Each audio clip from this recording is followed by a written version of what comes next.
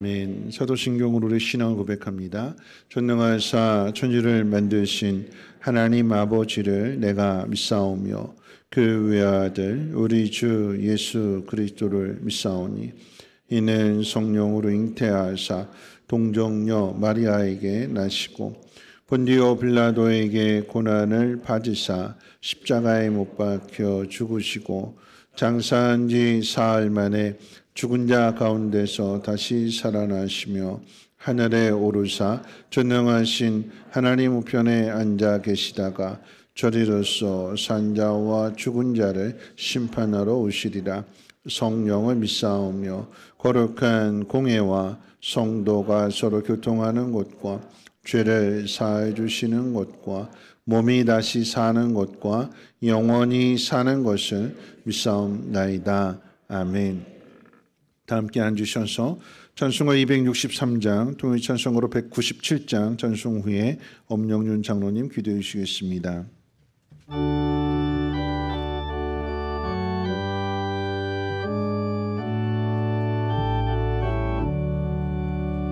이 세상 험하고 나 비록 약하나 늘 기도 힘쓰며 큰 권능 얻겠네. 주의 은혜로 대속 받아서 피와 같이 붉은 죄는 다 지겠네. 주님의 권능은 한없이 크오니 돌 같은 내 마음 건너겨 주소서. 주의 은혜로 대속 받아서 피와 같이 붉은 죄는 다 지겠네. 내 맘이 약하여 늘 넘어지오니 주 예수 힘주사 굳세게 하소서. 주의 은혜로 대속 받아서 피와 같이 붉은 죄는 갚지겠네. 죄 사함 받으는 새 사람 되어서 주 앞에 서는 날 늘 찬송하겠네. 주의 은혜로 대속 받아서 피와 같이 붉은 죄는 갚지겠네. 아멘.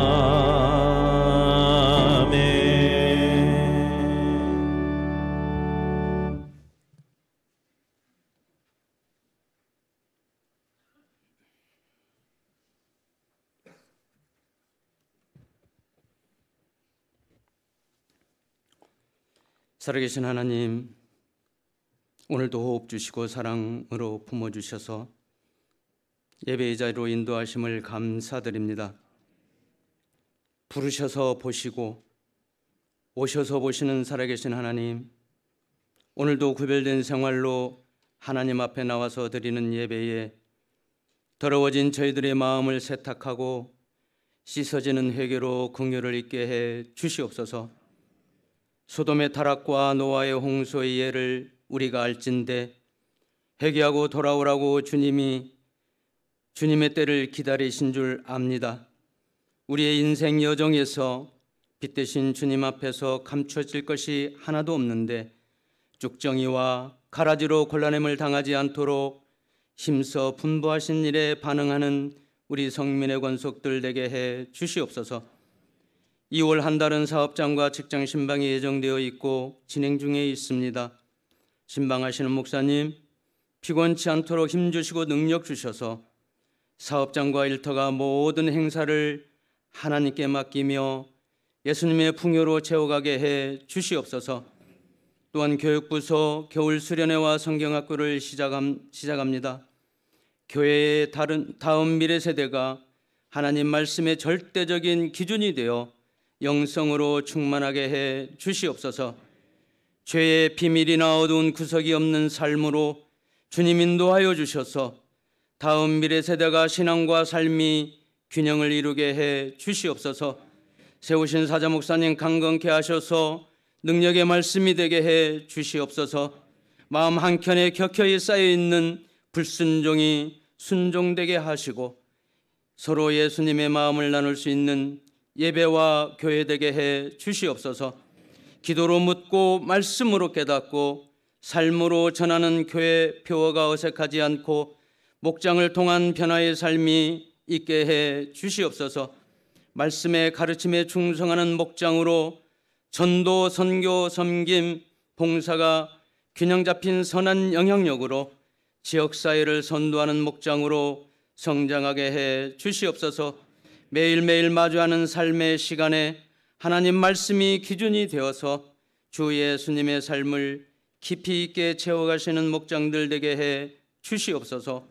육신으로 영으로 아픈 성민교회 환우들 매일매일 마주하는 슬픔을 견뎌내며 낭망하며 불안해하지 않도록 길퍼진 삶을 어루만져 주시고 눈의 눈물을 씻어 주시옵소서. 임마누엘 찬양대 준비된 아름다운 찬양을 하나님 흠양하여 주실 줄 믿사옵고 존귀하신 예수님 이름 받들어 감사하며 기도드리옵나이다. 아멘.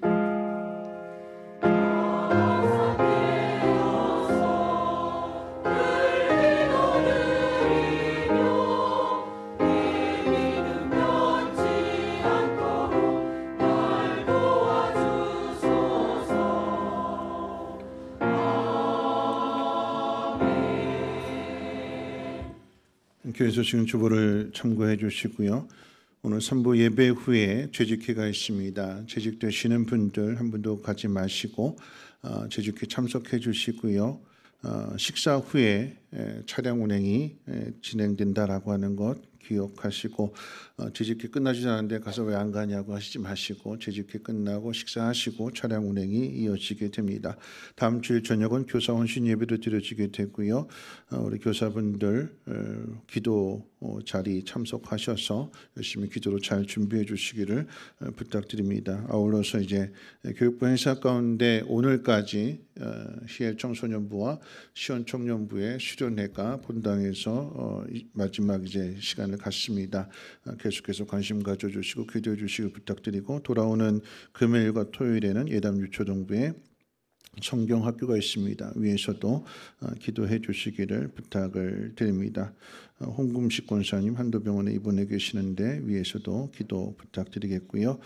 오늘 이제 점심 시간에 떡과 과일이 준비되었는데 김동윤 권사님 가정에서 그 며느님이 어머님 다니시는 교회 성도님들 대접하고 싶다고 준비를 해주셨습니다. 맛있게 드시고 가정을 위해서도 기도 부탁드리겠습니다. 하나님 말씀 보도록 합니다. 하나님 말씀은 사사기 3장 24절로 30절 말씀, 제가 가진 성경으로 구약성경 365페이지고요.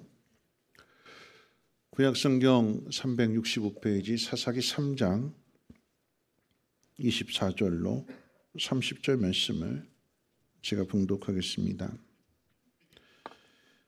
에훗이 나간 후에 왕이 신하들이 들어와서 다락문들이 잠겼음을 보고 이르되 왕이 분명히 서늘한 방에서 그의 발을 가리우신다 하고 그들이 오래 기다려도 왕이 다락문들을 열지 아니하는지라. 열쇠를 가지고 열어본즉 그들의 군주가 이미 땅에 엎드러져 죽었더라.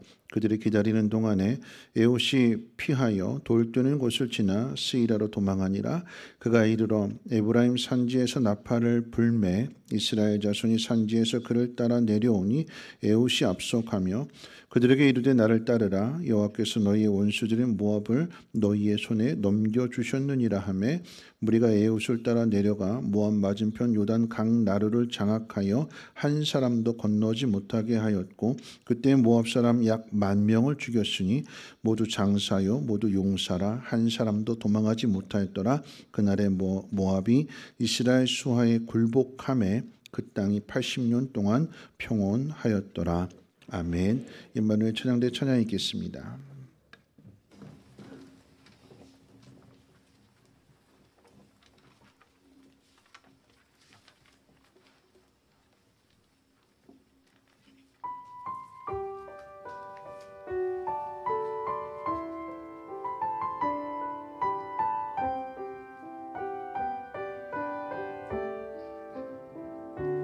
주의 미 안에 살며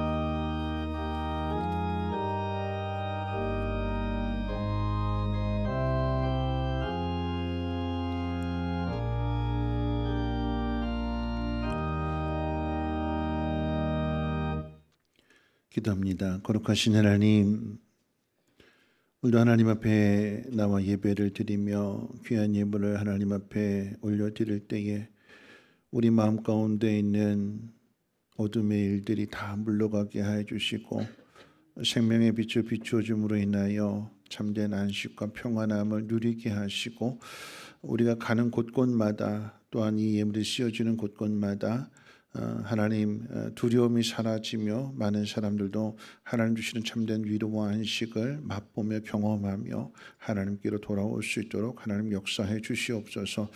드린 손길 가운데 하나님 더욱더 복의 복을 더하여 주시고 땀의 꽃을 심을 때에 하늘문을 열어주시고 신령한 복으로 채워주실 때 어느 곳에 있든지 하나님의 자녀로서 부족함이 없도록 날마다 공급해 주시고 도와주시고 인도해 주시옵소서. 오늘도 하나님 말씀을 듣습니다.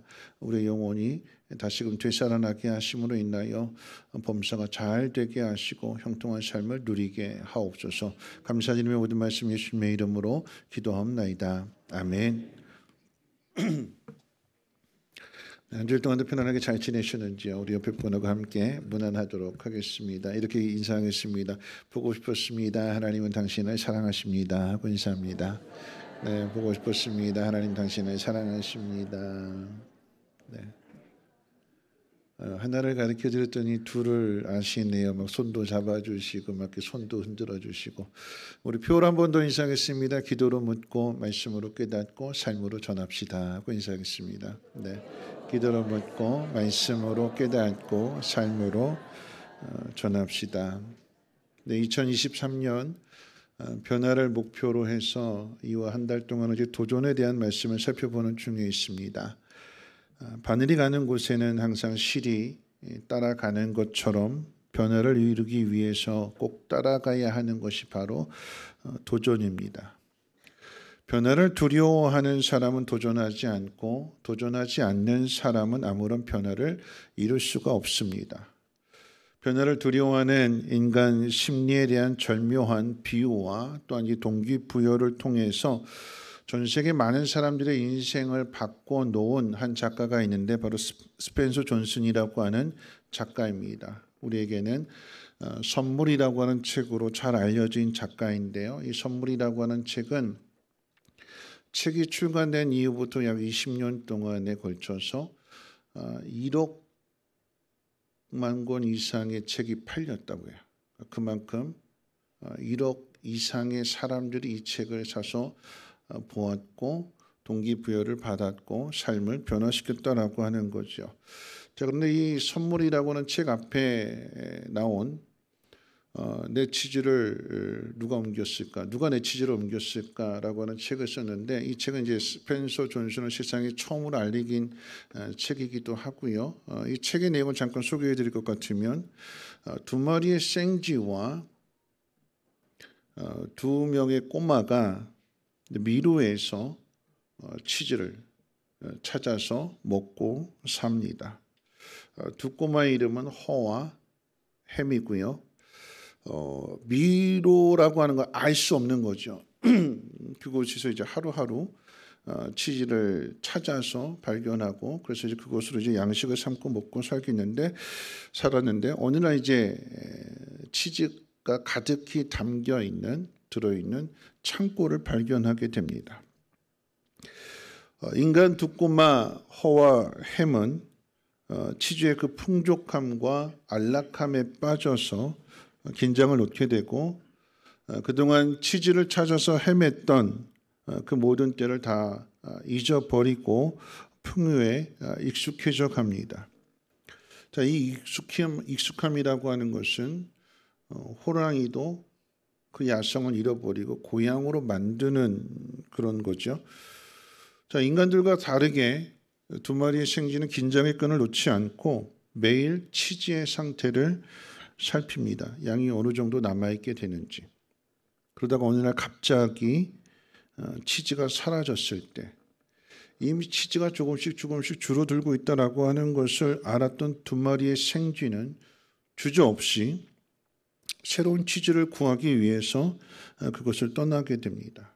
반면에 두 꼬마는 그곳에 남아 있으면서 지난 날들을 회상하면서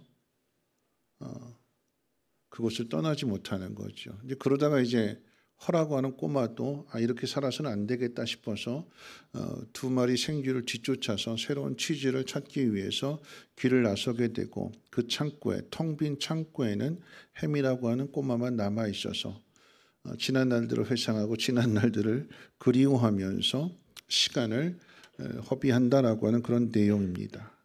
여러분, 이 책의 주제는 변화입니다. 새로운 변화를 위해서 도전하느냐, 아니면 그대로 주저앉아서 그냥 그렇게 살아가느냐. 둘 중에 하나를 택해야 되는 것은 단순히 책만의 이야기가 아니라 우리의 인생의 이야기이기도 합니다. 자, 오늘 본문은 사사시대의 이야기입니다. 본문의 이야기를 생각하기에 앞서서 사사기에 기록된 사사시대의 특징을 먼저 알아야 하는데요. 이 사사라고 하는 단어의 뜻은 옳고 그름을 가르쳐주는 재판관이라고 하는 뜻을 가지고 있지만, 이 시대가 왕이 없던 시대였기 때문에 이스라엘을 어려움으로부터 구원해낸 구원자라고 하는 뜻으로도 사용되어지게 됩니다. 이스라엘이 옳은 길을 가지 않아서 어려움에 빠지게 되었을 때에 이스라엘을 건져내므로 옳은 길을 가르쳐준다는 의미에서 생각해 본다면, 사사라고 하는 단어 안에 들어있는 재판관과 구원자라고 하는 뜻은 같은 뜻으로 사용되어지게 됩니다. 자, 이런 사사 시대를 한마디로 정리해 주는 말씀이 있는데요. 성경 오늘 본문 3장인데 뒤로 넘어가서 2장 18절로 22절 말씀 우리 천천히 같이 한번 읽어보도록 하겠습니다. 이 사사기 2장 18절로 22절 말씀은 사사기 1장부터 21장까지 전체를 아우르게 되는, 이 전체가 어떤 내용이냐라고 하는 것을 이 18절부터 22절까지 압축해서 표현해주고 가르쳐주는 것입니다. 천천히 한번 읽어보도록 하겠습니다. 여호와께서 그들을 위하여 사사들을 세우실 때에는 그 사사와 함께 하셨고, 그 사사가 사는 날 동안에는 여호와께서 그들을 대적의 손에서 구원하셨으니, 이는 그들이 대적에게 압박과 괴롭게 함을 받아 슬피 부르짖음으로 여호와께서 뜻을 돌이키시었음이거늘, 그 사사가 죽은 후에는 그들이 돌이켜 그들의 조상들보다 더욱 타락하여 다른 신들을 따라 섬기며 그들에게 절하고 그들의 행위와 패역한 길을 그치지 아니하였으므로 여호와께서 이스라엘에게 진노하여 이르시되, 이 백성이 내가 그들의 조상들에게 명령한 언약을 어기고 나의 목소리를 순종하지 아니하였은즉, 나도 여호수아가 죽을 때에 남겨둔 이방 민족들이 다시는 그들 앞에서 하나도 쫓아내지 아니하리니, 이는 이스라엘이 그들이 조상들이 지킨 것 같이 나 여호와의 도를 지켜 행하나 아니하나 그들을 시험하려 함이라. 여호와의 도를 지켜 행하나 아니하나 시험해 본다고 하셨어요. 자, 이 이야기는 이스라엘 백성들이 삶을 살아가게 될 때에 어려움을 당하게 되니까 하나님 앞에 살려달라고 회개를 하고 구원을 요청하게 됐죠. 그럴 때 하나님께서는 사사를 통해서 이스라엘 백성들을 건져주십니다. 그럼 잘 살아야 되는데 그렇지 않고 하나님을 또 잊어버리고 편안하니까, 배부르니까 하나님을 외면하고 또다시 죄를 짓게 되는, 그럼 하나님 다시금 심판하시는 이런 네 가지 사이클, 구원, 타락, 심판, 회개, 이것이 계속해서 반복하고 또 반복되는 3장부터 21장까지의 내용이가 계속해서 그런 이야기들로 반복이 됩니다. 여러분, 이 말씀, 방금 읽은 말씀 중에 눈여겨서 봐야 될 말씀 두 가지인데, 첫 번째는 사사가 죽은 후에 그들이 그들의 조상들보다도 더욱 타락했다라고 하는 말씀이고요. 두 번째로는 하나님은 이스라엘이 불순종하여 남겨둔 이방 민족들을 통해서 이스라엘을 훈련하시고 시험하신다라고 하는 내용입니다. 이제 여기에 덧붙여서 오늘 본문에 기록하고 있는 그 사례로서 그 증명으로서 에웃에 대한 이야기를 함께도 살펴보면서 이 세 가지를 살펴보면서 오늘 말씀의 은혜를 나누고자 합니다. 가장 먼저 생각해 볼 것은 그들이 돌이켜 그들의 조상들보다 더욱 타락했다라고 하는 거죠.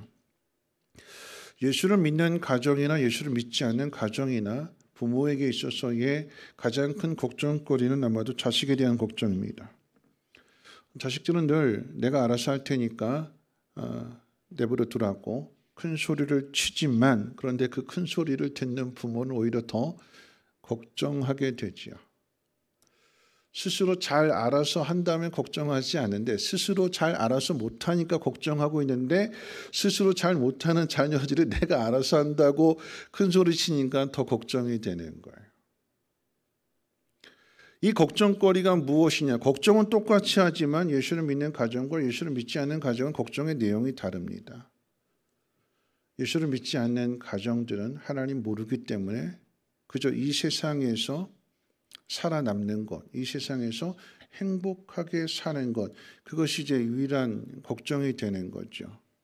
세상이 험한데, 세상이 약한데 어떻게 살아남을까? 어떻게 생존 경쟁에서 이겨서 행복을 누릴까 하는 것이 예수를 믿지 않는 가정의 가장 대표적인 걱정거리일 것입니다. 그런데 반면에 예수를 믿는 가정은 조금 다른 걱정을 하지요. 하나님을 믿기 때문에 하나님이 복의 근원이 되시고 하나님 복을 주시니까 관건은 내 자녀들이 하나님을 믿느냐 안 믿느냐, 이걸 걱정합니다. 내가 있는 동안에는 나 때문이라도 교회를 나오는데 내가 죽고 난 다음에 과연 교회를 나올 것이냐, 하나님을 믿을 것이냐, 여기에 대한 걱정으로 가득하게 됩니다. 왜 이런 걱정을 할까요? 어릴 때는 착했고 어릴 때는 교회를 잘 다녔는데 커서 자기가 알아서 한다고 말을 듣지 않기 때문에 그러합니다. 여러분, 기억해야 되는 것은 사람이 힘이 생기게 되면 제일 먼저 거역하게 되는 것이 하나님이고 그 다음 부모입니다. 어렸을 때는 힘이 없으니까, 힘이 없어서 내 힘으로 모든 것을 할 수 없으니까 대신 해주는 부모님 밑에서 안전을 취하고 평안을 취하고 원하는 것을 얻지만, 그런데 내 스스로 뭔가를 할 수 있다고 생각하는 그 순간부터 내가 하겠다라고 하는 거죠. 하나님도 필요 없다, 내가 최고다, 내가 알아서 한다. 부모님도 필요 없다, 내가 알아서 한다. 비유하자면 이런 이야기예요. 어린아이에게 칼을 쥐어줬을 때 칼이 위험하다라고 하는 것은 알기는 알지만 이 어린 아이는 칼에 대한 위험보다도 어떻게든 이 칼을 한번 휘둘러 보고 싶은 거예요. 내 마음대로, 내 뜻대로. 한번 높이 쳐들거나 한번 확 휘어버리거나 이렇게 휘젓거나 하면서 나한테 칼이 있다, 내가 칼 들고 있다, 이걸 좀 자랑하고 싶고 과시하고 싶은. 위험은 뒷전이에요. 호기심. 그리고 나는 이것을 가지고 있다, 잘 다룰 수 있다. 스스로 믿고 한번 이렇게 휘두르게 되지만 나중에 가서 언제 이 칼이 위험하다라고 하는 것을 아느냐. 이 칼을 통해서 상처를 입게 되고 배임을 받게 되고. 조용히 잘 지내면 칼을 쓰지 않으면 제일 안전한 거잖아요. 그런데 칼을 들고 휘두르는 순간부터 상대방과 싸우게 되고 그러면 이제 실력이 딸리게 되면 그 칼에 배임을 당하게 되고 상처를 입게 되는 거죠. 칼이라고 하는 것이 위험한 거구나. 함부로 휘두르면 안 되는구나. 칼을 휘두르면 오히려 망하는구나라고 하는 것을 나중에 가서 깨닫고 그 전에 아무리 이야기해줘도 안 듣는 거예요. 여러분, 고수는 그 제자를 가르칠 때 칼 함부로 휘두르지 마라 이렇게 가르쳐 주잖아요. 너 배웠으니까 여기 가서 실력을 뽐내라. 한번 마음껏 한번 휘둘러라. 이렇게 가르쳐 줄까요? 스승이, 고수가? 아니죠. 가급적이면 칼을 뽑지 마라. 그게 너를 위한 것이고 세상을 위한 거다. 그런데 말 안 듣잖아요. 여러분, 이와 같은 내용이 오늘 본문이 시작되는 12절부터 14절까지도 기록되어 있는데 말씀 한번 같이 한번 읽어봅니다. 오늘 본문으로 돌아와서 사사기 3장 12절로 14절 말씀 함께 읽겠습니다. 시작. 이스라엘 자손이 또 여호와의 목전에 악을 행하니라. 이스라엘 자손이 여호와의 목전에 악을 행함으로 여호와께서 모압 왕 에글론을 강성하게 하사 그들을 대적하게 하심에 에글론이 암몬과 아말렉 자손들을 모아가지고 와서 이스라엘을 쳐서 종려나무 성읍을 점령한지라. 이에 이스라엘 자손이 모압 왕 에글론을 18해 동안 섬기니라. 여러분 읽은 말씀 가운데 또 여호와 목전에서 악을 행했다, 이 표현 속에는 앞선 세대의 사사 온니엘이 죽고 난 다음에 그 다음 세대가 하나님에게서 돌이켜서 그들의 조상들보다도 더욱 타락했다라고 하는 의미가 내포되어 있습니다. 사사 온니엘이 살아있는 동안에는 신앙의 삶을 살고 그로 말미암아 평화를 누렸으나 사사 온니엘이 죽자 신앙의 구심점을 잃고 자기 소견에 오른 대로 자기 마음대로 산 결과 모압 에글론 왕에게 침략을 받고 압제를 당하고 조공을 바치면서 밑빠진 독에 물 붓기 식으로 땀 흘려 수고했으나 아무것도 얻지 못하고 다 바쳐야 되는 그런 삶을 살더라라고 하는 거죠. 부모가 신앙의 유산을 자녀들에게 남겨줬다고 해서 자녀들의 신앙이 자동적으로 좋아지는 것이 아닙니다. 좋은 신앙이라고 하는 것은 부모가 떠나고 없어도 스스로 하나님을 선택할 줄 알고 하나님 말씀을 따름으로 인하여서 하나님이 주시는 그 참된 평화를 누리는 것이 좋은 신앙입니다. 부모가 있을 때는 부모가 다 해주잖아요. 주일 아침에 깨워줍니다. 차 태워줍니다. 심지어는 헌금까지도 줍니다. 그런데 부모가 없는데도 그렇게 할까요? 일찍 일어나서 교회 나오고 봉사도 하고 예배도 드리고 11조도 드리고 헌금도 하고 다 할까요? 신앙이 있으면 하지요. 하나님 만나면 합니다. 하나님 만나지 않으면 예배가 재미없고 예배가 지루하고 내가 왜 이 귀한 시간을 허비해야 되는가? 내가 땀 흘려 벌었는데 왜 이것을 하나님 앞에 헌금해야 되는가? 부모가 있을 때는 하지만 스스로 알아서 하라고 했을 때에 하나님 만나지 않은 사람은 하지 않습니다. 교회도 안 나오고요. 신앙의 삶에서도 떠나기도 합니다.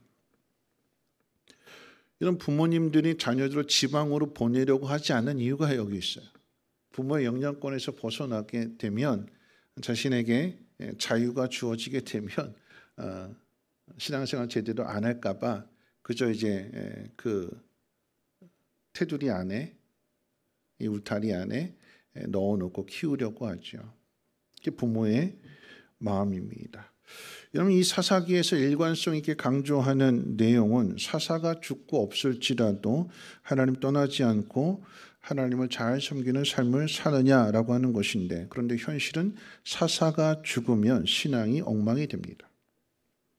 사사가 없을지라도 하나님의 말씀을 따라 살면 되는데 하나님보다도 눈에 보이는 세상을 먼저 따릅니다. 그 결과가 하나님이 주시는 평화가 깨어지고 이방의 종이 되어 살아간다라고 하는 것이 사사기 내내 반복되는 이야기이기도 하고 오늘 본문을 통해서도 가르쳐주는 내용이기도 합니다. 사사가 죽으니까 신앙도 버리더라. 그래서 평화가 깨어지고 고통을 당하더라. 자, 두 번째, 왜 이렇게 하시는가에 대해서 한번 생각해 볼 텐데요. 남겨둔 이방 민족을 통해서 하나님은 이스라엘 백성들을 훈련하고 시험하십니다. 이스라엘이 가나안을 정복하는 과정에서 하나님은 가나안 민족을 다 진멸하라고 명령하셨으나 이스라엘은 불순종하고 여러 민족들을 남겨둡니다. 그랬더니 하나님도 여호수아가 죽을 때 남겨둔 그 민족들로 하여금 이스라엘을 시험하십니다. 오늘 본문에는 그 이스라엘을 시험하고 이스라엘을 괴롭게 하는 그 대적으로서 모압 왕 에글론이 등장하게 되는데 이 등장하는 이유가 바로 이스라엘 백성들이 불순종하고 타락했기 때문에 그래요.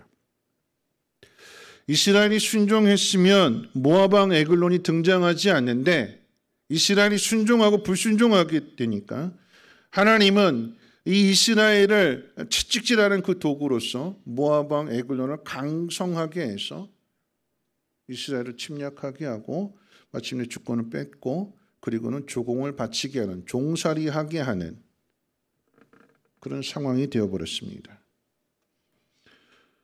여러분, 하나님 우리에게 복 주시고자 하는 것은 우리 환경에 있지 않죠. 복은 하나님을 믿는 자에게 주십니다. 성경이 말하는 복이라고 하는 것은 하나님이 함께 하시는 그 자체가 복이 되는 거예요. 그 사실을 인정하는 사람에게는 평화가 임하게 되는 거죠. 근데 그 평화는 환경을 통해서 얻는 평화가 아니라 환경을 뛰어넘는 평화요. 이 환경을 뛰어넘는 평화는 오직 믿음으로만 누릴 수 있는 평화입니다. 근데 믿음이 없으니까 이 평화를 누리지 못하는 것이고 이방이 압제를 당하는 것인데, 자, 하나님은 이스라엘 백성들에게, 불순종하고 하나님 믿지 않는 이 이스라엘 백성들에게, 그 다음 세대에게 평화를 주시기 위해서 그 번거로운 수고를 마다하지 않으십니다. 군율을 엄격하게 하고 군법을 명확하게 해서 만약에 군법을 어기는 자가 있으면 차명으로 다스릴 것이다, 이렇게 엄포를 놓으면, 강하게 말씀하시고 그대로 행하시면 다 지키겠지요. 무서우니까, 죽기 싫어서.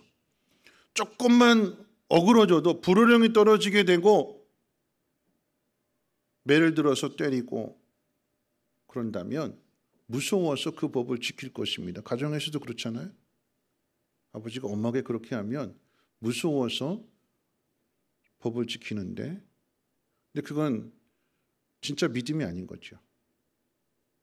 실력이 아닙니다. 강요에 의해서 만들어지는 것은 믿음이 아니고, 여러분, 그것은 실력이 아닙니다. 그렇기 때문에 하나님께서 이스라엘 백성들에게 자유를 주시고 선택하게 하시는 거예요. 하나님을 따르면 복이 임하고 하나님을 따르면 평화가 주어지게 되는데, 하나님을 따르지 않은 결과로 인해서 압제를 당하고 고통스러운 삶을 살게 될 때에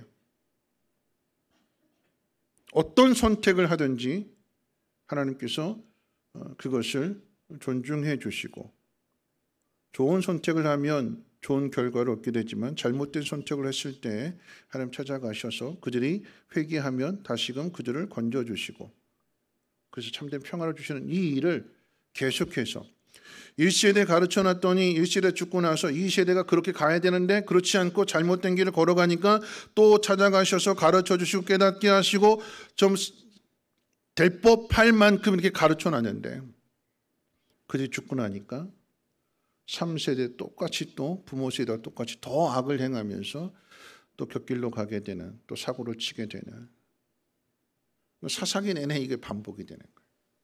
거의 400년 동안 가르쳐놨더니 이제 좀 믿음을 가지고 평화를 누리다가 40년 평화를 누리다가 사사가 죽고 나니까 또 불순종하게 되고 고통당하게 되고, 하나님 살려주세요, 잘못했어요, 그러면 건져주시고, 이게 반복이에요. 여러분, 남자들은 이제 군대를 다녀와서 자기가 복무한 곳이 가장 힘들다고 이야기하잖아요. 대한민국에서 가장 힘든 부대가 어떤 부대일까요? 뭐 이제 강철 부대에서 나온 뭐 UDT, 뭐 해병대, 특전사, 뭐 여러 부대를 이야기할 수 있겠지만, 여러분, 이런 부대들은 다 특수 부대잖아요. 일반 부대에서 가장 힘든 곳이 어디일까요? 다 자기가 복무한 데라고 얘기해요. 기갑 부대, 이제 박격포는 그렇게 이야기했죠. 니들이 기갑을 알아? 니들이 박격포탄 들고 뛰어봤어? 이렇게 이야기하죠, 그렇죠? 그러면 그 옆에서 듣고 있다 강원도에서 이제 복무한 사람이 이렇게 이야기하죠. 겨울에 눈 쓸어 봤어? 어디가 제일 힘들까요? 어디가 제일 힘들어요? 전방에서 박격포 들고 뛰는 사람이 눈 쓸 때가 제일 힘들어요. 다 힘들어요. 다. 왜 힘들까요? 법을 지켜야 되기 때문에. 내 마음대로가 아니라 내 의사와는 상관없이 상관의 명령에 복종해야 되고 공동체의 규칙을 지켜야 되고 군대의 법을 따라야 되기 때문에. 전방과는 비교할 수 없지만 저는 후방에서 근무를 했는데 이제 논산에서 근무를 하면서 저도 힘들었어요. 저도. 6주 동안 훈련병들 가르치는 거. 저희 때는 6주 훈련병들 가르쳤어요.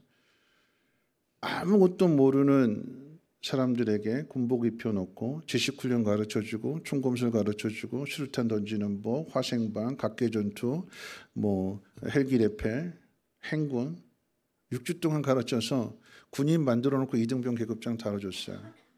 이제 똘똘해졌어요. 말귀 알아듣고 그럼 퇴소해요. 자대 배치 받아요. 그럼 아무것도 모르는 훈련병들이 또 들어와요. 그럼 6주 동안 또 반복이에요. 이렇게 3년. 가르쳐놓으면 나가고 가르쳐놓으면 나가고 쓸만하면 나가고 쓸만하면 나가고 다시 처음부터 시작해야 되는 하나님이 그 수고를 하신대요. 여러분 이게 은혜가 되는 거죠.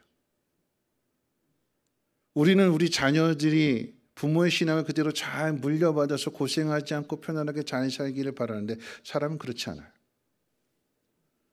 자기 마음대로 하고 싶어요. 자유를 한번 누리고 싶어요.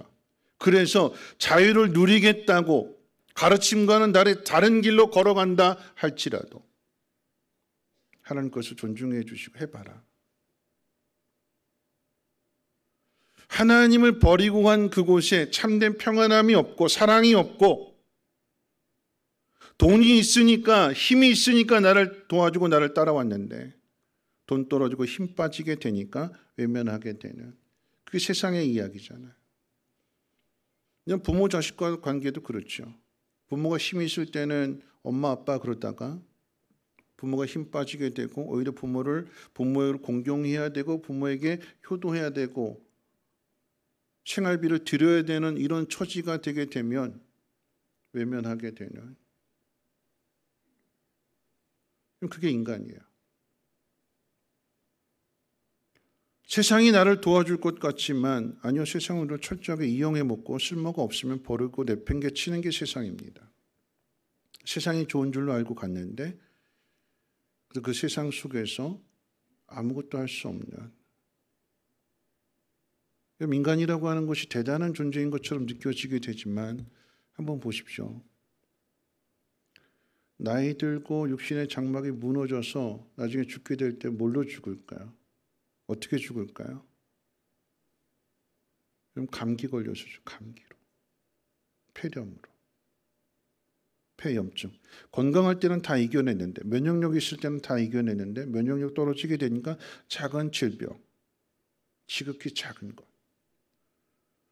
이스라엘 백성이 힘 있을 때 하나님 앞에 순종할 때는 모압이 아무런 문제가 되지 않았는데 이스라엘 백성이 하나님에게서 멀어지게 되니까 내 힘으로 얼마든지 평화를 지키고 내 힘으로 얼마든지 원하는 것을 얻을 수 있다고 했는데 하나님 손 놓아버리게 돼. 아니 이스라엘 백성들이 하나님의 손을 놓고 하나님에게서 멀어지게 되니까 내 힘으로는 아무것도 할 수 없다라고 하는 것을 비로소 깨닫게 되고 고통 가운데 깨닫고 하나님 앞에 회개하고 하나님 도와주시어 요청하니까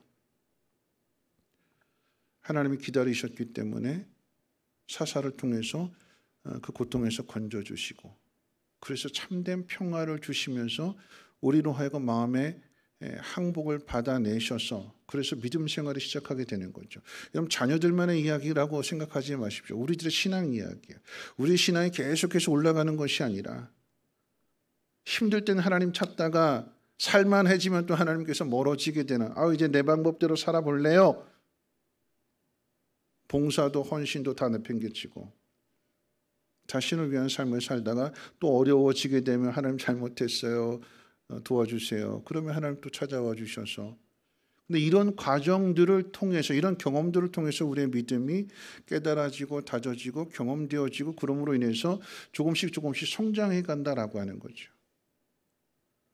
사사시대의 이야기가 이게 계속해서 반복되는 것 자체가 우리에게는 은혜가 되는 거예요. 한번 가르쳐 주시고 너 말 안 듣지? 안 들었네? 땡 끝이야 이러지 아니하시고 이런 과정들을 나뿐만 아니라 내가 죽고 떠난 이후에도 우리가 그토록 염려하고 걱정하는 우리 자녀들에게도 하나님께서 동일하게 이렇게 만져주시고 다듬어 주시고 훈련시키셔서 하나님의 평안을, 하나님의 복을 누리게 하신다라고 하는 것입니다. 자, 이런 내용들이 사사시대 계속해서 반복되면서 특별히 오늘 본문을 통해서 우리에게 확증해 주시는 것입니다. 자, 이제 마지막 이제 왼손잡이 에훗, 사사 에훗에 대해서 한번 생각해 볼 텐데요. 이스라엘이 모압 왕 에글론에게 18년 동안이나 조공을 바치면서 압제를 당합니다. 하나님은 누가 내 자식을 괴롭혔느냐고 모압 왕을 혼내지 않으십니다. 내 자식이, 내 자녀가, 이스라엘이 고통의 현실 속에서 스스로 정신을 차리고 하나님을 찾을 때까지 그냥 그대로 내버려 두십니다. 조공의 무게가 너무나 무거워져서 감당할 수 없을 때가 숨이 헉헉 막히게 될 때까지 내버려 두시고 그때 가서야 비로소 하나님을 찾고 하나님을 부르짖으면 그때 건져주시는데 오늘 말씀 같이 한번 읽어볼까요? 15절 말씀 함께 읽겠습니다. 시작. 여호와께 부르짖음에 여호와께서 그들을 위하여 한 구원자를 세우셨으니 그는 곧 베냐민 사람 게라의 아들 왼손잡이 에훗이라 이스라엘 자손이 그를 통하여 모압 왕 에글론에게 공물을 바칠 때에.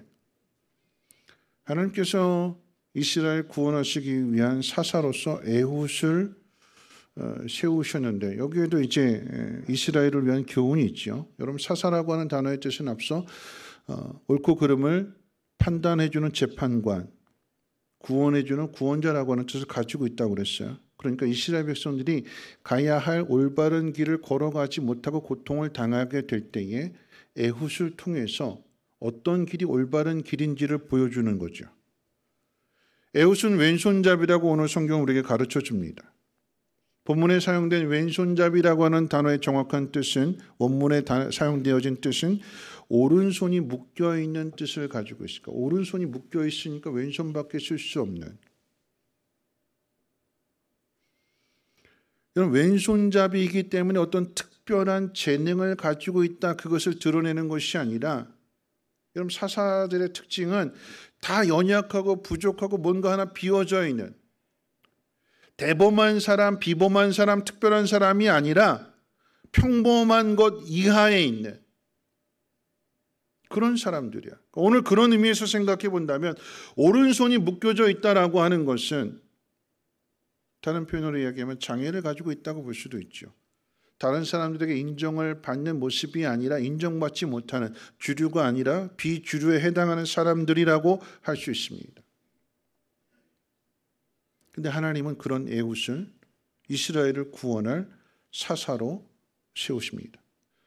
에훗에게 특별한 재능이 있기 때문에 그런 것이 아니라 여러분 뒤에 나오는 삼갈이라고 하는 사사는 소를 모는 목동이었어요. 그런데 소를 모는 목동이 가지고 있는 막대기 하나만을 가지고도 블레셋 600명을 죽이고 이스라엘을 건져내는 그 일들을 이루시는 분이 하나님이시다라고 하는 것을 가르쳐주기 위함인 거죠.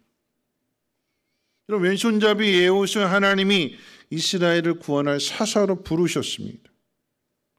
하나님이 에훗을 사사로 부르셨다고 에훗은 사람들에게 찾아가지 않았습니다. 찾아가서 야 모여봐라. 하나님이 우리를 구원하시기 위해서 나를 사사로 세우셨다. 그러니까 내 말 잘 들어. 날 잘 따라와. 에훗은 이렇게 이야기하지 않았어요. 왜 하지 않느냐? 아무리 목소리 크게 외친다 한들 사람들이 에훗을 따를까요? 왼손잡이인데. 특별한 능력을 가진 사람이 아닌데 그런 에훗을 사람들이 따르려고 할까요? 따르지 않습니다. 그러니까 이 사사로 부름을 받은 에훗이 사람들 모아서 자신을 어필하고 자신을 드러내고 일을 시작하는 것이 아니라 어필해도 안 듣기 때문에 어디서부터 시작하는가? 자신이 맡은 일부터 시작을 해요. 어떤 일이냐? 모압 왕 에글론에게 조공을 바치는, 공물을 바치는 그 운반하는 일을 에훗이 했거든요. 뭐 리더라고 생각할 수도 있겠지만 또 다른 편으로 생각해 본다면 공물을 가지고 가는, 갖다 전해주는 종이라고도 할 수 있을 거예요. 거기서부터 이스라엘 구원하는 일을 시작하더라라고 하는 거죠. 특별한 일이 아니라 자신이 하는 일들로부터 시작해서 이스라엘을 구원하게 될 때에 그 일을 통해서 모압 왕 에글론을 죽이고 그리고는 피하여서 나팔을 불고 이스라엘 백성들을 모읍니다. 하나님께서 모압을 우리 손에 붙이셨다. 나를 따르라. 그러니까 이스라엘이 에훗을 따라서 나아가게 되니까 모압 용사, 모압 거인 10,000명을 죽이고 마침내 잃어버렸던 그 주권을 되찾습니다. 이게 오늘 본문의 이야기입니다. 여러분, 하나님께서 하시는 일을 한번 잘 생각해 보세요. 특별한 능력을 가진 사람을 통해서 구원을 이루시는 것이 아니라, 여러분, 이것을 성경을 보면 참 쉬워요. 이렇게 하나님 너무나 쉽게 이스라엘을 구원하시는구나. 이거 진작 알았더라고 하면 18년 동안이나 고생하지 않았을 터인데, 그 잃어버린 시간들, 그 지나간 그 고통의 시간들 너무나 억울하고 너무나 안타깝잖아요. 진작에 알았더라면. 에훗을 통해서 하나님께서 길을 보여주시는 거예요. 오늘 말씀을 이제 정리할 텐데 3가지를 기억했으면 좋겠습니다. 첫 번째 기억해야 될 것은, 여러분, 하나님은 약한 자를 들어서 강한 자를 부끄럽게 하시고 하나님의 능력을 나타내신다라고 하는 것입니다. 사사들이 다 연약해요. 에훗은 왼손잡이고요. 뒤에 나오는 삼갈은 소를 모는 목동이고요. 그리고 4장에 나오는 드보라는 여선주자입니다. 다 연약한 사람들. 입다도 그렇고 기드온도 그렇고 다 연약한 자를 들어서 하나님의 구원을 이루시고 빼앗겼던, 잃어버렸던 평안을 되찾게 해주십니다. 여러분, 두 번째 기억해야 되는 것은, 여러분, 믿음을 가진 사람이 평화를 얻는다라고 하는 거죠. 여러분, 성경을 보면 참 쉽지만 막상 현실 속에서는 우리는 어렵잖아요. 믿음을 선택한다라고 하는 것 자체가 어려운 거예요. 믿음이 없으면 자꾸 환경만 보게 되니까 이 환경을 우리가 뛰어넘을 수 없다고 생각하니까 주저앉게 되는 거예요. 그냥 만족하고 거기에 적응하면서 살아가게 되는 거죠. 믿음은 내가 가진 능력으로 이 환경을 극복하는 것이 아니라 하나님이 이 모든 일들을 이루신다라고 하는 것을 내가 믿게 되니까 내 마음속에 평안함이 오게 되는 것이고, 평안함이 오게 되니까 나를 힘들게 하고 나를 아프게 하는 이 두려움을 향해서 나아가게 되는 거예요. 한번 생각해 보십시오. 에훗이 모압 왕 에글론에게 나아가게 될 때 죽이려고 가는 거예요. 왼손잡이니까 왼손으로 칼을 뽑을 수 있도록 오른쪽에다 이제 칼을 품고 가는 거죠. 어떤 마음으로 갈까요? 걸리면 어떡하나 전전긍긍하고 두려운 마음 가운데 조마조마한 마음 가지고 갈까요? 여러분, 다윗이 골리앗 앞에 섰을 때 내가 왜 괜히 나서가지고 이 화를 자초하는가? 두려운 마음 가지고 골리앗 앞에 섰을까요? 아니잖아요. 담대함이잖아요. 평안함이잖아요. 하나님을 믿는 믿음을 가지고 하니까 만군의 여호와 하나님이 나와 함께 하신다. 나는 비록 작고 연약하고 보잘것없지만 하나님이 이 일을 행하신다. 이 믿음 가지고 가니까 내 마음의 평안이에요. 내 마음의 두려움이 사라지게 되는 거예요. 이 평안을 가지고 있는 사람, 이 믿음을 가지고 나아가는 그 사람이 두려움에 떨고 있던 이스라엘 군사를 깨우게 되는 것이고, 그들에게도 평화를 가져다주고 믿음을 가져다주는 거죠. 에훗의 마음이 평안함으로 믿음으로 에글론을 죽이고 나를 따르라 그랬더니 다 숨어있던, 산지에 숨어 지내던 이스라엘 사람들이 나오게 되는 것이고, 그들이 거인과 용사와 싸워서 마침내 빼앗겼던 평화를 되찾아오는 거죠. 진작에 알았더라면, 진작에 하나님을 믿고 따랐더라고 하면 지난 시간 동안 이렇게 가슴 졸이면서 고통스럽게 살지 않았을 터인데, 그런데 중요한 것은 이제라도 깨달았으니까 믿음으로 도전하고 믿음으로 나아가고 믿음으로 행했더니 하나님께서 그런 우리들을 사용해서 하나님의 능력을 나타내신다라고 하는 것입니다. 그럼 세 번째 기억해야 되는 것은 하나님이 이를 계속해서 반복하고 계세요. 하나님이 굳이 사사를 세우시지 않는다 해도 하나님께서 생명의 주권자이시기 때문에 이스라엘을 괴롭히는 그 에글론, 이놈 너 그만 괴롭히고 이리 와 하고 그 생명을 거두어 가시면, 그리고 이 모압을 자중질환이 일어나게 되면 그러면 얼마든지 주권을 찾을 수 있겠지요. 근데 하나님은 그렇게 하지 아니하시고 이 일에 왼손잡이 에훗을 세우십니다. 그리고 에훗을 통해서 80년의 평화를 이루어 주십니다. 그런데 그것으로 끝나지 않고 에훗이 죽은 뒤에 또 돌이켜서 악을 행할 때는 삼갈이 죽고 난 뒤에 또 돌이켜서 악을 행할 때는 드보라를 통해서 또다시 이스라엘을 건져주시는 이 일을 하나님이 계속해서 반복하고 계신대요. 우리의 자녀도 어떻게 될까요? 나 죽고 난 다음에 어떻게 될까요? 아니 죽기 전부터 지금부터 내 마음대로 할 거야, 내가 알아서 할게요, 이렇게 큰 소리 치는 자녀들이 있을까요? 어떻게 해야 될까요? 내버려 주세요. 내버려 주세요. 아무리 잔소리해도 안 들어요. 언제 들을까요? 언제 깨달을까요? 직접 하나님 만나야.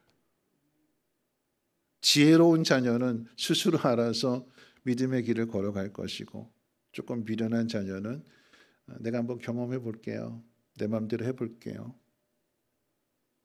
그러나 그럴지라도 그곳에서 하나님이 건져주시고 다시금 잃어버린 평화를 찾게 하시고 믿음의 길을 걸어가게 하신다라고 하는 것입니다. 그래서 하나님은 은혜의 하나님이세요. 하나님은 사랑의 하나님이십니다. 그 하나님은요, 오른손이 묶여져 있는 이 왼손만으로도 구원을 이루시는 하나님이시고, 삼가는 막대기 하나만을 들고도 적을 물리치고, 다윗은요 물맷돌 하나만 가지고도, 물론 가져갈 땐 5개를 가져갔지만 하나만 가지고도 골리앗을 죽이고 이스라엘을 건져냅니다. 누가 하는 걸까요? 하나님이 하시는 거예요. 왜 이 하나님의 도우심을 외면하고 내 힘으로 살려고 할까요? 그게 더 힘들지 않을까요? 여러분, 하나님을 의지하십시오. 하나님 앞에 도움을 요청하십시오. 그러면 그 힘든 그 일들을 너무나도 쉽게 이루어 주신대요. 여러분이 믿음으로 그 길을 걸어가시고 자녀에게 잘 보여주십시오. 그러면 자녀들도 훗날 깨닫고 그 길을 걸어감으로 인해서 우리와 함께 하시는, 나를 도우시는 하나님을 만나고 참된 평안을 누리게 될 줄로 믿습니다. 우리 함께 일어나셔서 약할 때 강함 대신에 함께 찬송하고 기도하고 축도로 마치겠습니다.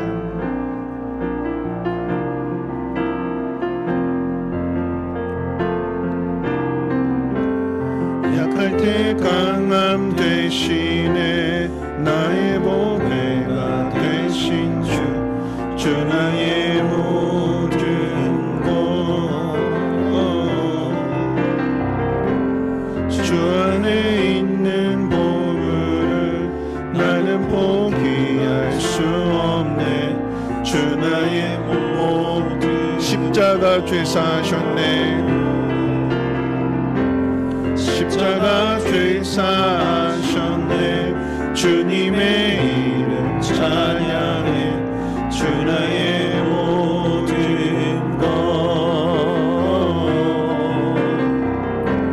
쓰러진 나를 세우고 나의 빈잔을 채우네. 주 나의 모든 것, 예수 어린 양, 예수 어린 양, 존귀한 이름, 예수 어린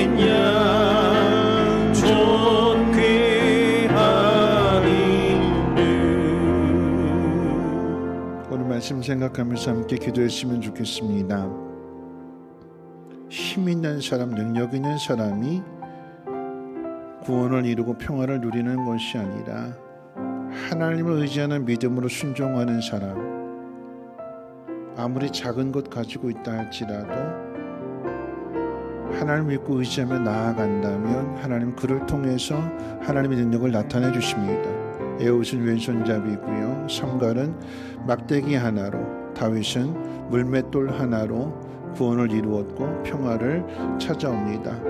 내 마음 가운데 먼저 평안함이 있어야 다른 사람을 평안으로 인도할 것입니다. 하나님, 내 안에 믿음을 새롭게 해주시고 평안함을 허락해 주셔서 세상이 힘들고 환경이 어려울지라도 도전하게 하시고 하나님의 영광을 나타낼 수 있는 믿음의 삶을 살아가게 하옵소서. 하나님, 내 자녀들이 다른 길로 걸어간다 할지라도 하나님 외면하지 않으시고 하나님 만나주시고 그들이 요청할 때에 하나님 달려가 구원해 주시고 내 사랑하는 자녀들도 하나님을 아버지로 섬기는 그 삶을, 평화의 삶을 누리게 하옵소서. 우리 함께 통성으로 하나님 앞에 기도합니다. 거룩하신 하나님 감사합니다. 하나님, 우리가 걸어가는 그 길이 하나님 아무것도 알지 못하지만 하나님 우리와 하나님 되심을 믿음으로 인하여서 두려움 없게 하여 주시고 먼저 우리 마음 가운데 믿음과 평안함이 있게 하사 하나님 세상을 건져내고 이스라엘 백성들을 건져내고 가정을 건져내고 또 많은 사람들을 건져내는 그 일들 가운데 담대히 나갈 수 있도록 하나님 은혜를 베풀어 주시옵소서. 왼손잡이일지라도 사사가 되고 소모는 막대기 하나만 가지고도 사사가 되고 물맷돌 하나만 가지고도 왕이 되는 하나님 그 놀라운 일을 이루시는 분이 하나님이십니다. 하나님을 신뢰하며 하나님을 의지하며 하나님 앞에 모든 것들을 맡기고 하나님 그 평안을 누리며 평안을 전할 수 있는 우리 모두가 되게 도와주시옵소서. 사랑하는 자녀들에게 하나님 은혜 베풀어 주셔서 저들의 인생 가운데 하나님 만나주시고 인격적으로 하나님을 알고 경험함으로 인하여서 그 믿음 흔들리지 아니하게 하시고 내 자녀들도 나와 같은 길을 걸어가며 하늘의 복을 누릴 수 있도록 하나님 역사해 주시고 인도해 주시옵소서. 은혜의 하나님, 사랑의 하나님 믿고 감사드립니다. 좋으신 하나님, 하나님 우리처럼 사랑하심을 진심으로 감사를 드립니다. 두려워하지 아니하게 하시고 지극히 연약할지라도 하나님 그런 우리를 통하여서 힘 있는 자, 강한 자를 부끄럽게 하신다고 약속해 주셨사오니 하나님 믿음으로 나아가게 도와주시옵소서. 환경에 따라 원망 불평하는 일이 아니라 감사하게 하시고 하나님 보리떡 5개 물고기 2마리로 무엇을 하겠느냐가 아닌 이것으로도 충분합니다. 나아갈 때에 하나님 놀라운 오병의 기적이 나타남과 같이 우리의 인생 가운데도 기적의 역사가 나타나게 도와주시옵소서. 이제는 우리 주 예수 그리스도의 무한하신 은혜와 하나님의 그 크신 사랑하심과 성령님의 감화감동 충만 보호 역사하심이 하나님을 믿는 믿음으로 세상을 이기고 세상을 새롭게 변화시키기로 다짐하고 결단하는 사랑하는 주 백성들 머리머리 위에와 가정과 하는 모든 것 특별히 자녀들 위에 성민교회, 쉼터, 유치원, 이 나라의 민족과 북한 땅 전 세계 위에 이제로부터 영원토록 항상 함께 있을지어다. 아멘.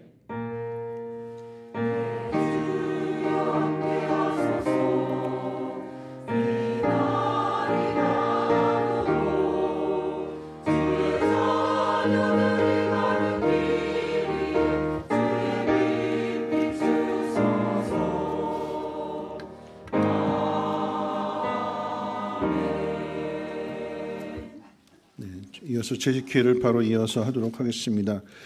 양해 부탁드리는 것은 오늘 이제 재직회 끝나고 나서 1시부터 시원 청년부하고 또 희엘 청소년부의 수련회 마지막 시간이 본당에서 1시부터 있습니다. 그러니까 빨리빨리 진행을 해야 다음 순서에 차질이 없기 때문에 재직되시는 분들 가시지 말고 자리에 남으셔서 재직회가 빨리 시작할 수 있도록 협조해 주시기를 바라겠습니다.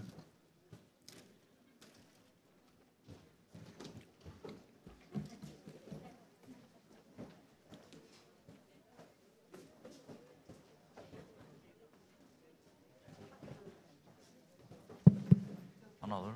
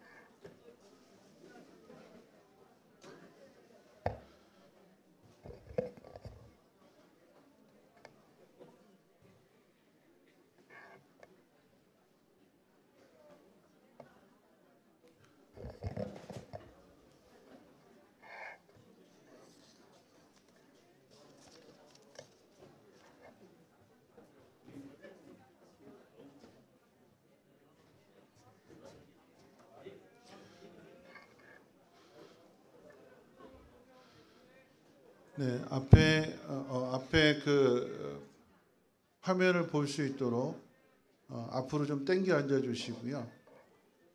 네. 우리 찬송가 312장 1절과 3절 부르신 후에 송재영 장로님 기도해 주시겠습니다.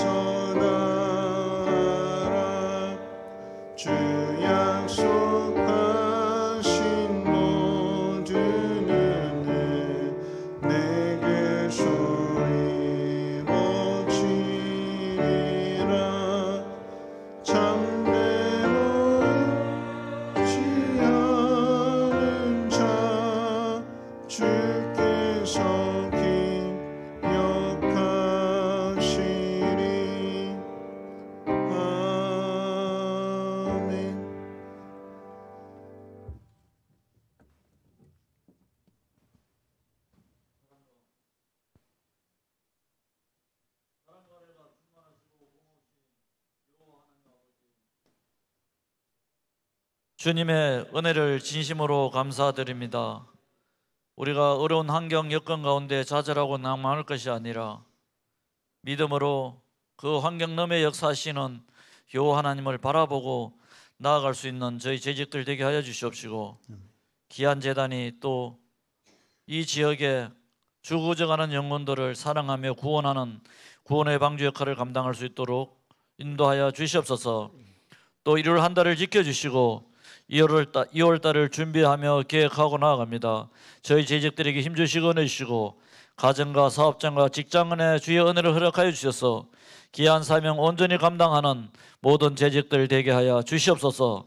또 2월 외부 리모델링 공사를 준비하며 나아갑니다.